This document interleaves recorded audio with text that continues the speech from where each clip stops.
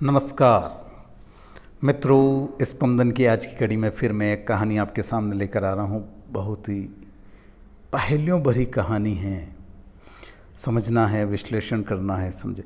चेला तुम भी भर के लाना, तेरे गुरु ने मंगाई। चेला भिक्षा लेके आना, गुरु ने मंगाई। पहली भिक्षा जल की लाना। देखिए, गुरु चेले को कह रहा है कि तुम भी भर के लाना। चेला भिक्षा लेके आना, गुरु ने मंगाई है, पर उसके साथ जो है गुरु ने शर्तें रखी है। देखिए, चेला भिक्षा लेके आना, गुरु ने मंगाई है। पहली भिक्षा जल की लाना। कुआ बावड़ी छोड़ के लाना। नदी नाले के पास न जाना, तुम भी भर के लाना। क्या कहा गुरु ने?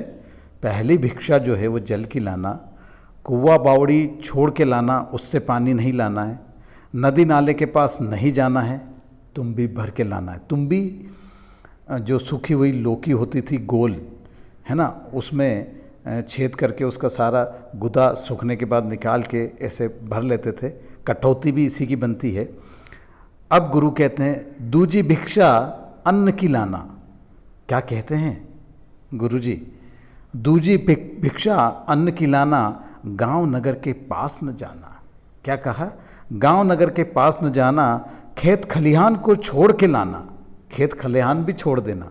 लाना तुम भी भर के, तेरे गुरु ने मंगाई है। देखिए, दूजी भिक्षा अन्न की लाना, गांव नगर के पास न जाना, खेत खलिहान को छोड़ के लाना, लाना तुम भी भर के, तेरे गुरु ने मंगवाई है।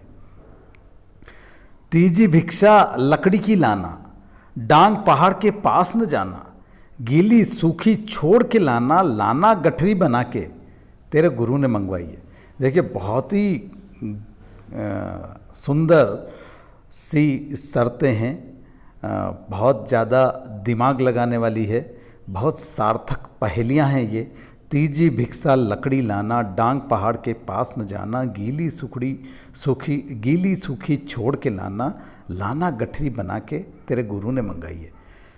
चौथी भिक्षा मांस की लाना, जीव जंतु के पास न जाना, जिंदा मुर्दा छोड़ के लाना, लाना हंडी भर के, तेरे गुरु ने मंगाई, चेला तुम भी भर के लाना।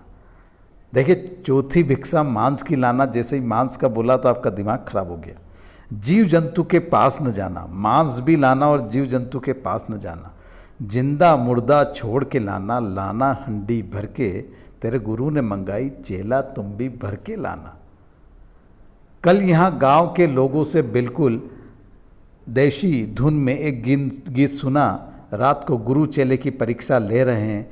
4 चीज़ें मांग रहे हैं, जल, अन्न, लकड़ी, मांस, लेकिन शर्तें भी लगा दी है। अब देखना है ये है कि चेला लेकर आता है या नहीं। इसी परीक्षा पर उसकी परख होनी है। जल लाना है, लेकिन बारिश का भी ना हो, कुएं बावड़ी तालाब का भी ना हो। अब तुम में से कोई नल मत कह देना, या मटका या आरो कह बैठो।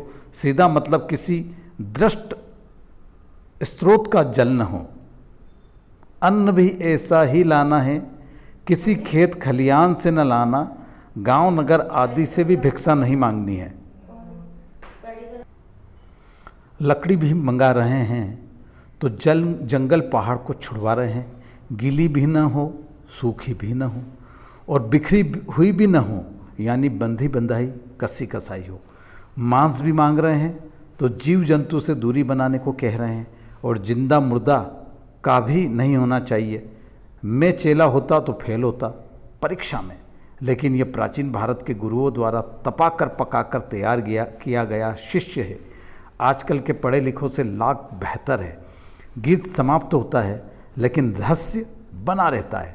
आज एक बुजुर्ग से पूछा तो खूब हंसे, कहने लगे, अरे भगवान क्यों मजाक करते हो, आपको तो सब पता है। मेरी बाल को जैसी मनुहार पर रीछ कर धीरे से बताते हैं। पहला नारियल। पानी क्या है? नारियल। देखो, पहले बर्तन नहीं रखते थे संत सन्यासी। लौकी होती है एक गोल तरह की, तुम्बा कहते हैं उसको, वही पात्र रखते थे। पहले तो उसको भर के लाने की कह रहे हैं। अब नारियल को देखो, जल भी है इसमें, और कुएं बावड़ी नदी झरने का भी नहीं है। अन्न भी है इसमें, अद्यते इति अन्नम, जो खाया जाए वह अन्न है, लेकिन खेत खलियान गांव शहर का भी नहीं है। तीसरी चीज़ लकड़ी भी है, ऊपर खोल पर, अंदर गीला भी है, बाहर सूखा भी है और एकदम बंधा हुआ भी है कसकर।